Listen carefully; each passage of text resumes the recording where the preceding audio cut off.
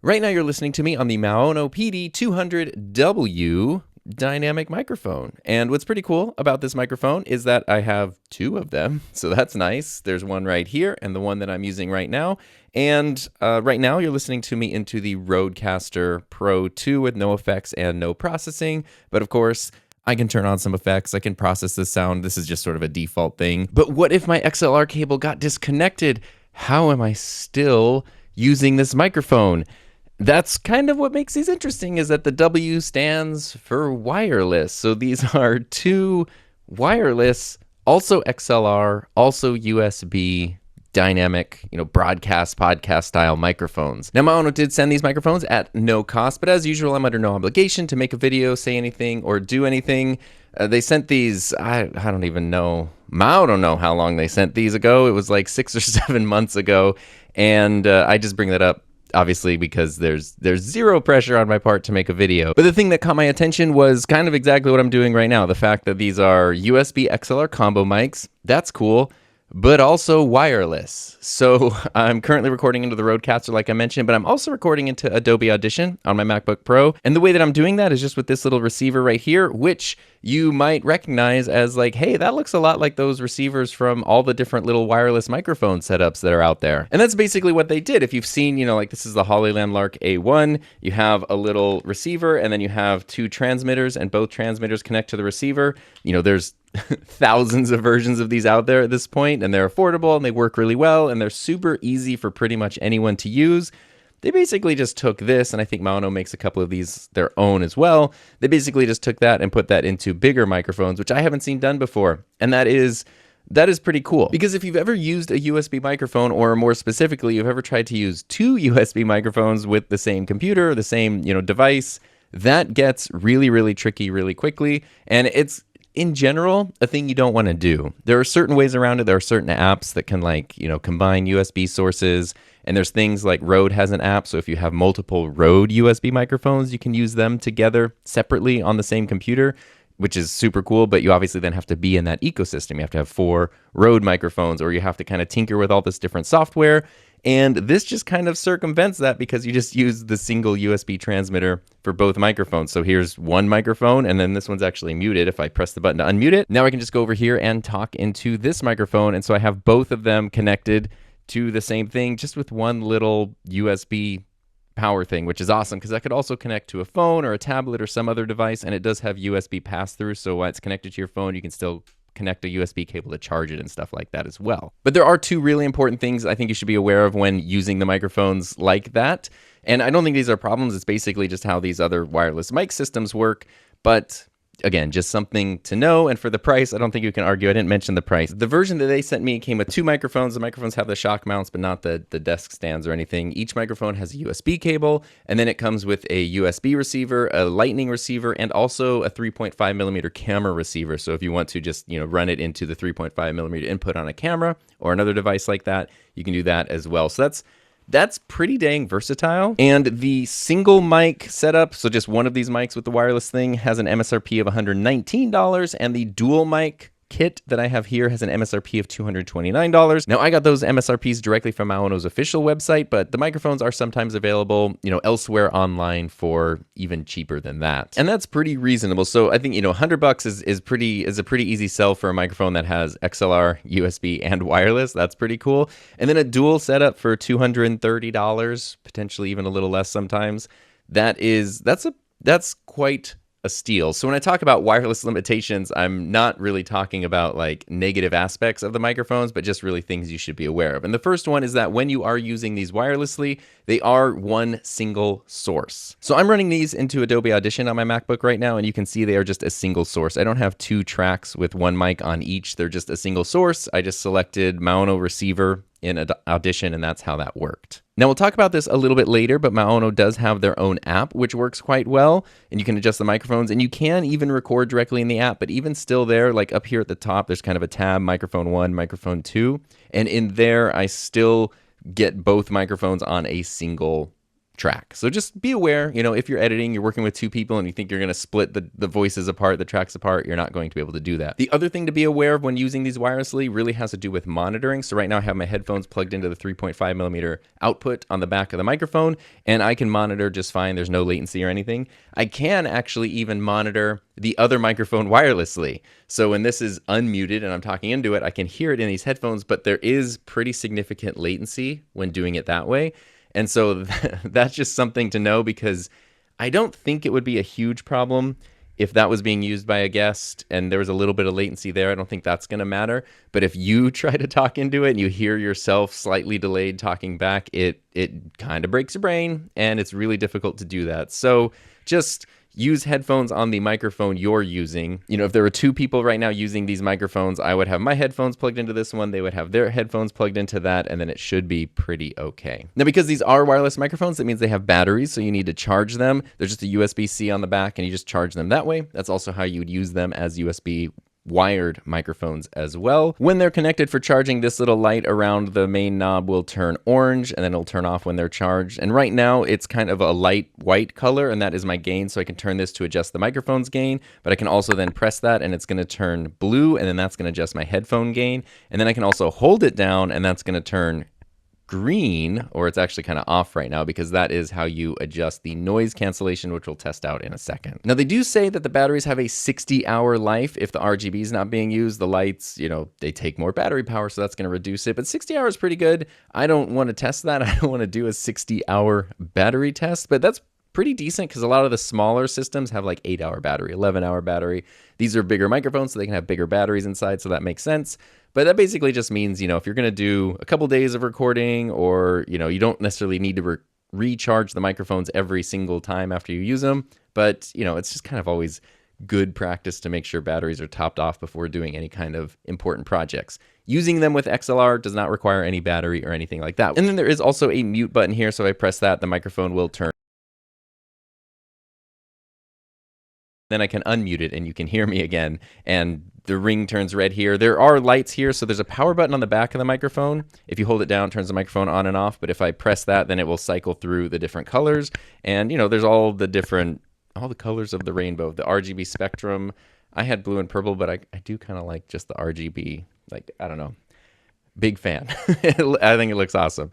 And you can also turn the lights off, and then through the Maono app, you can go into your lights and you can decide if you want the colors to loop, if you want it to be a fixed color, if you want it to be a breathing color, you can change them there as well. And you can also change the brightness. Dang, that got really bright. And in the app as well, we should absolutely talk about that, because there's a lot you can do there, and keeping in mind the person that these microphones are intended for, right? So if you're somebody, or you're an organization putting together, tens of thousands of dollars into a broadcast, a podcast, a production studio, you're not going to use these microphones. So it doesn't matter if there's any limitations, any things that's like, oh, well, a real professional setup would have this. That's not what these microphones are intended for. These are microphones for normal people, right? For people that just need microphones, they're working with a budget, or they just don't want to spend that much money on a microphone. These are pretty solid options, and they have a lot of versatility. So part of that is the fact that you're listening to me unprocessed. So aside from those few seconds at the beginning of the video when I turn on the Rodecaster processing, this is just the default microphone sound.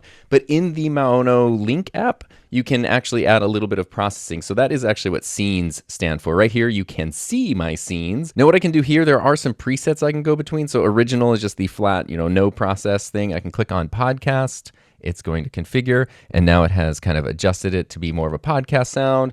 We've got gaming. We've got, whoa, I haven't tested this one yet. Woo, this is cool. So we've got options, lots of options. Back to podcast over here, and then back to original. If you don't like any of those, you can click the little plus icon, and you can just do, like your custom one right there. And then now you can adjust, click and drag, and adjust all your different EQs if you want. You can turn on high pass, low pass. You can turn on reverb. You can crank the reverb if you want to.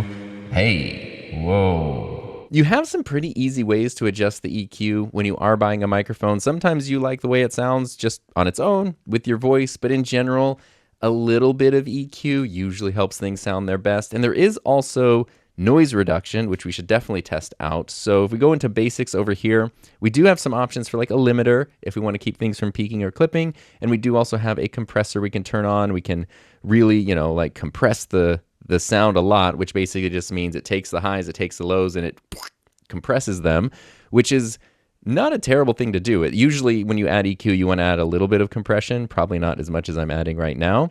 But if people are listening through headphones or spoken word stuff, usually having a bit of compression helps. And then the limiter basically limits the signal. So if you have a lot of changes in your audio and you don't want to clip and you don't want to kind of go too loud, the limiter will sort of keep things where they need to go. And that works out pretty well. I'm going to turn all that off though.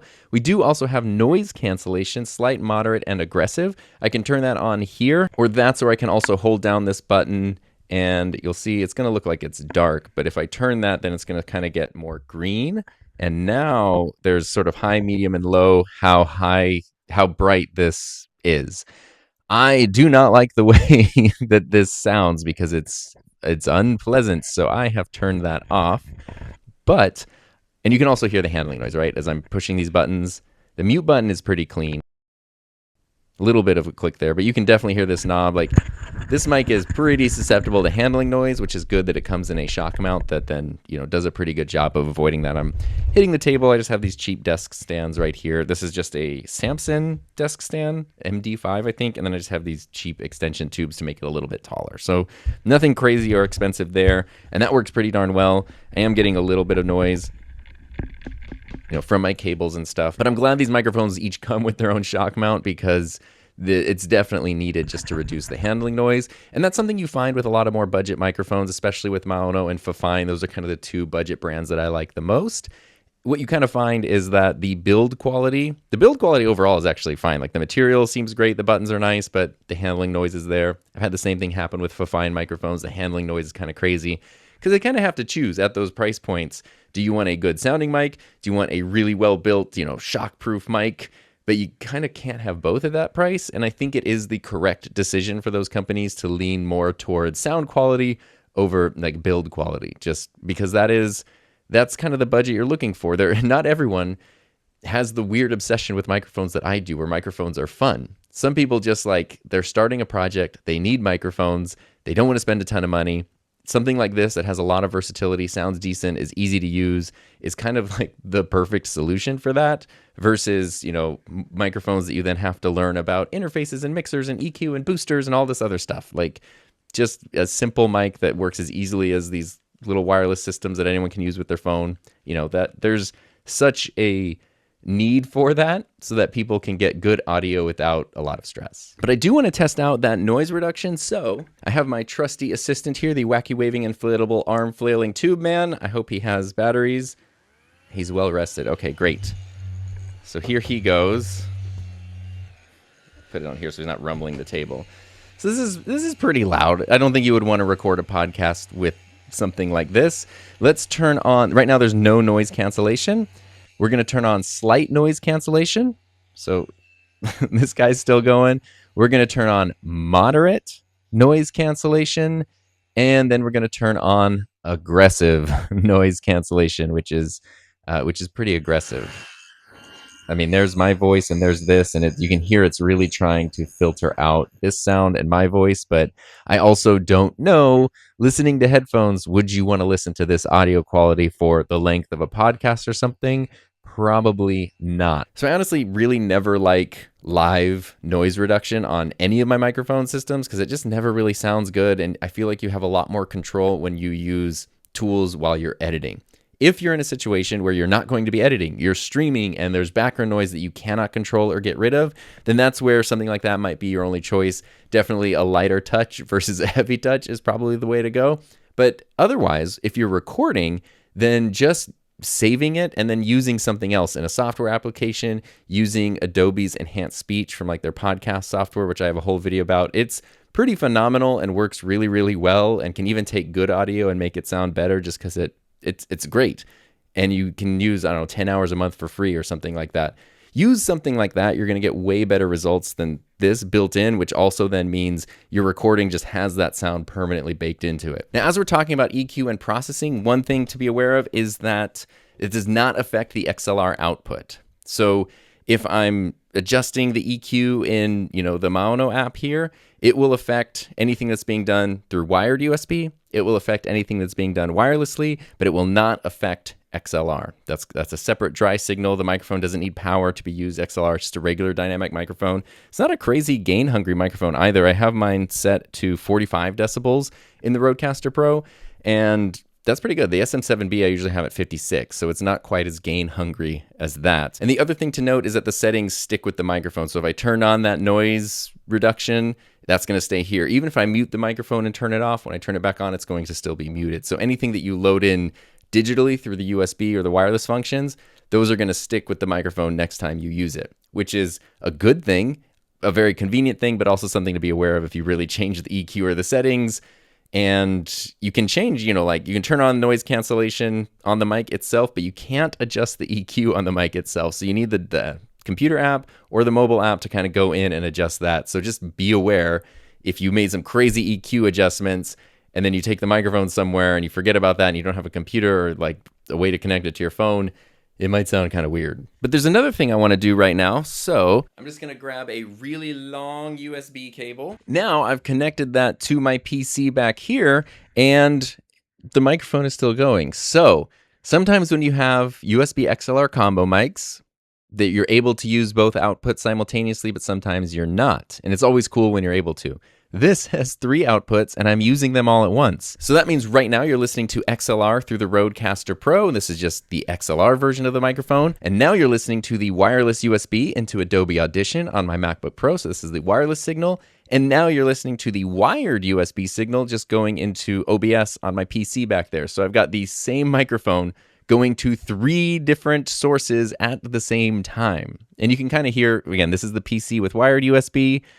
This now is the MacBook with wireless, so we're trying to see if there's differences in audio quality. There shouldn't be any effects or processing applied. And this is the Rodecaster Pro 2 over XLR. So that's a lot of cool versatility. Now, realistically, how often are you going to need to be recording to 3 different sources at the same time? Probably not a lot. But again, I like that versatility built in because you can kind of mix and match. Dual recording, dual sources, that's a pretty common thing. That's, either you're sending it out. You don't have something like a Rodecaster, which can then go to multiple sources at the same time. So if you want to record, but you also want to send the audio to a stream or a device or whatever, this kind of makes that easy. It's also really easy for backups and redundant recording. If I want to, say I have this connected through XLR to the Rodecaster here, and I was recording that way, and have my guests and everything, it'd be nice to just take this tiny wireless receiver, pop it into my computer over there, and just have a backup recording going just in case something happens. The Rodecaster power plug gets pulled out,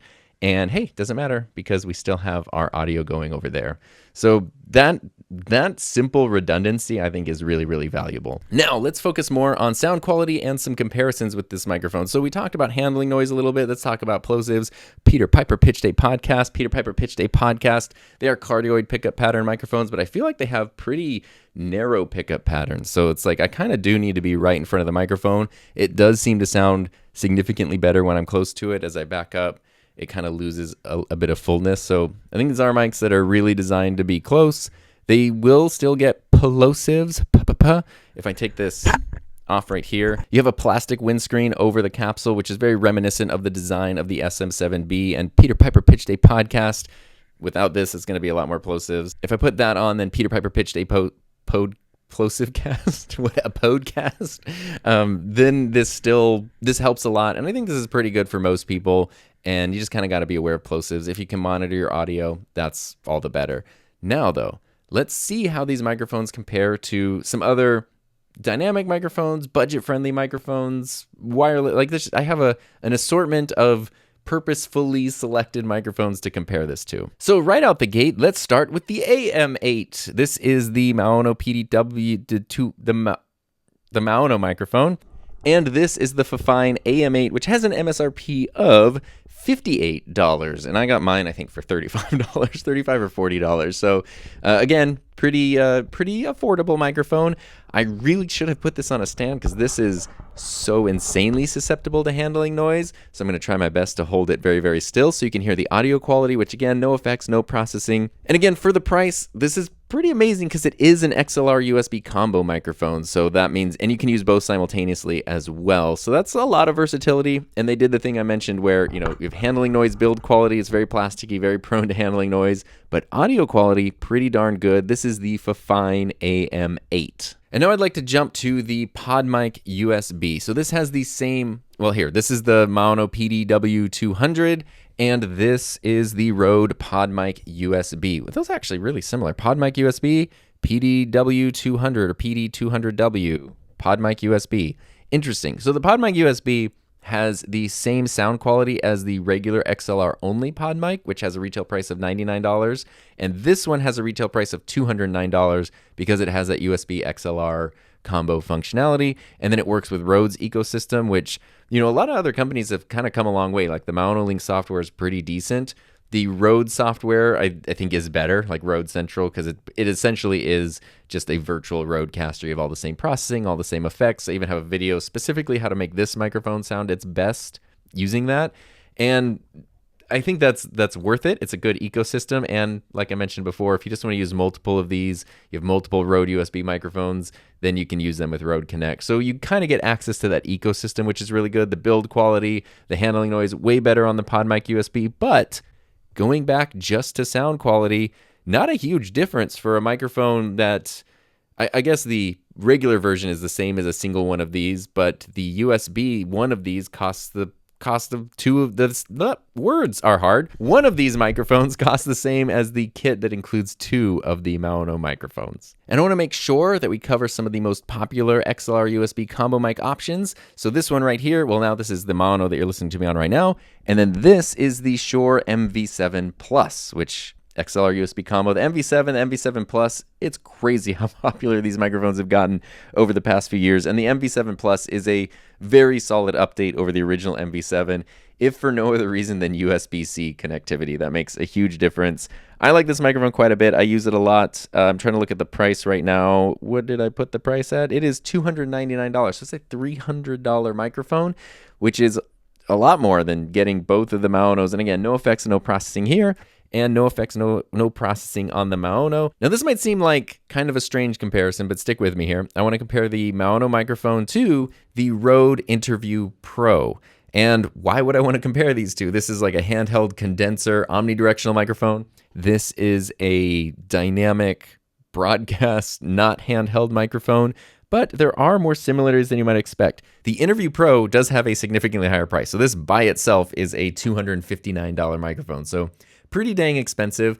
I love this microphone though because it's so good at just rejecting handling noise, and you can toss it around. It's omnidirectional, so it's very easy to use as an internet microphone. You can use it. I'm using it on the internet right now. Interview microphone, as the name implies, but it's also wireless. So this can connect to Rodecasters. This can connect to Rode's wireless receivers, and which is pretty versatile. It does also have a USB-C connection, although that's a little janky because it's kind of inside here.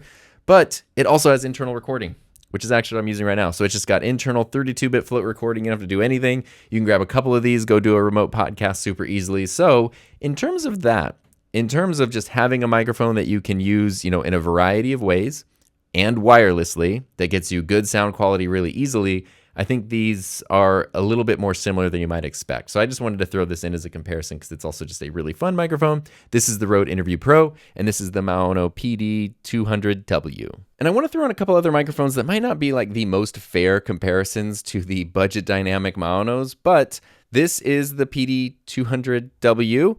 And now this is the Rode NT1 Signature Series. So in terms of price, this is actually very reasonable. This is a $159 microphone, right? Yes.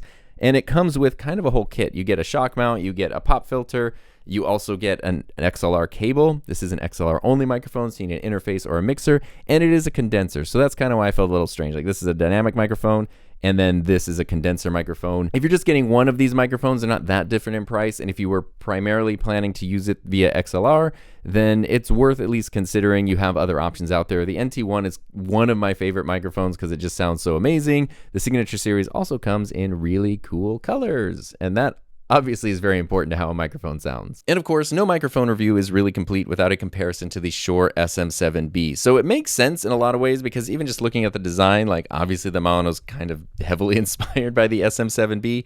The SM7B though, on the other hand, over here that you're listening to me on now, does not need any kind of shock mount. This is a very non-prone to handling noise microphone. It actually makes a very good handheld microphone despite its, the fact that that's not really what it's designed to do. It's also Peter Piper Pitch Day podcast, basically impervious to plosives. And it even comes with a big fat windscreen that's bigger than the standard type ones. This is, a colored one that I bought, but it's the same size as the default one. This is a super gain hungry microphone. So I have this set to 56 decibels of gain right now, whereas the Maono microphone is at 45 decibels of gain. So you definitely need a powerful interface, powerful mixer, something with at least 70 decibels of gain to make sure you have plenty of headroom for this. If you don't have that much gain for the SM7B, then it's going to be important to use a booster with your interface. And also the price. This is a $439 microphone. It's even more expensive than it used to be now. So way more expensive for one of these, plus you need all the other gear versus you can get two of these for $230 and you don't need any other gear because they come with everything you need to just use it even with your phone or whatever. You're not going to be easily using this with your phone. I promise you that. And side by side, you can kind of hear the very flat tone of the SM7B. That is what it is known for. So this is the SM7B. And this is the PD200. This has, you can hear, it kind of has a more compressed sound. The reason for the SM7B's flat tone is so that you can EQ it to work with any voice. I've talked about this a bunch of times, but if I flip over to the SM7B and then we turn on a little bit of EQ and processing, this is what that sounds like. And now this is the PD200 without any EQ or processing. So you can kind of hear, even its dry signal seems like it's kind of colored a bit, which kind of makes sense. So that way the average person can just plug in the microphone and go, whereas this one is very, very flat on its own and you need to add the EQ so that it sounds good, because otherwise it might kind of sound like flat and hollow and you'd be like, really, that's the microphone everyone really likes and it's more expensive? The SM7B has a place, but that place is definitely not in everybody's workflow, I don't think. And then finally, just for fun, but also because it's kind of relevant, I did actually want to compare the this microphone to the DJI Mic Mini. Why? These microphones make no sense to compare, or do they? Because it's basically the exact same type of setup, right? It's dual transmitters that can go into a single simple receiver that can mix them both together. And so this is really what I was talking about when I was saying that the Maono microphones were taking after these types of wireless mic setups that have become so popular. They're super easy to use. I actually have no problem with people holding microphones like this because I would rather have better audio than like a properly placed microphone. But also, when the microphone is placed here or it's placed here, it does change the sound quite a bit. And typically microphones sound better when they're right in front of your face. And obviously this microphone is designed to be in front of your face, and that's not an unusual thing. People aren't going to get all mad at you for holding the microphone in front of your face if it's this microphone right here. So all in all, I think this went on actually way longer than I expected it to. And I think that might be why it took me so long to do a review of these microphones, is because they're simple, right? Like they're affordable, they work really well, anyone can set them up, but there's kind of a lot to cover, and explaining it all and it can get a little bit complex. But the reason I did want to make a review is because I do think these are super interesting just because they have a feature. Wireless, broadcast studio type microphones is something that I haven't seen before, and that's pretty cool. The price makes them super accessible, and that's also something that I think is very important. Going into it with reasonable expectations. A budget microphone that's running a 2.4 gigahertz wireless system is not going to be the thing that's like going to, take down professional studios or anything. And people who are designing professional studios are not going to be using microphones like these in them either. But in the world, there are a lot more people who just need microphones. They just need, you want to do something that requires good audio quality, and you just want to get something that's going to sound good that you never have to think about again, and you don't want to spend a ton of money. Now you have more options than ever, and a lot of them have a ton of versatility and a ton of flexibility built right in. But if you want more help finding the right microphone for you, check out my entire playlist of mic reviews and comparisons, along with my Fifine AM8 review, just because it is such an awesome budget-friendly microphone.